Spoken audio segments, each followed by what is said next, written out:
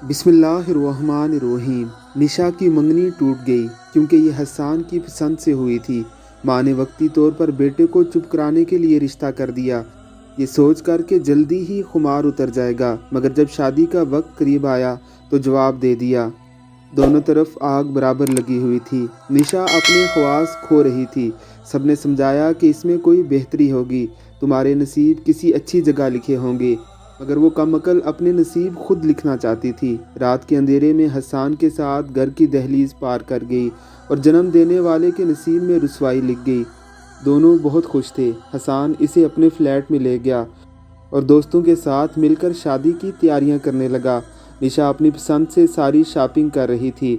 Lehenga pack करा के अपने फेवरेट रेस्टोरेंट में लंच कर रहे थे कि अचानक एक ज़ोरदार धमाका हुआ और अफरा तफरी फैल गई। होश आने पर निशा को ये अलमनाक खबर मिली कि बम धमाके में वो अपने महबूब, जिसके लिए उसने अपने वालिदैन और अपने रब की नाफरमानी की, उसे और अपनी एक टांग को खो चुकी है। दारुल अमान में ज़िंदगी के दिन पूरे करते हुए पहली दफ़ा इस हदीस कुदसी का मफ़हूम उस पर वाज़े हुआ था। क्या इब्ने आदम, एक तेरी चाहत है और एक मेरी चाहत है, होगा वही जो मेरी चाहत है। अगर तू चाहेगा उसे जो तेरी चाहत है, तो थका दूंगा तुझको उसमें जो तेरी चाहत है। फिर होगा वही जो मैं चाहता हूँ।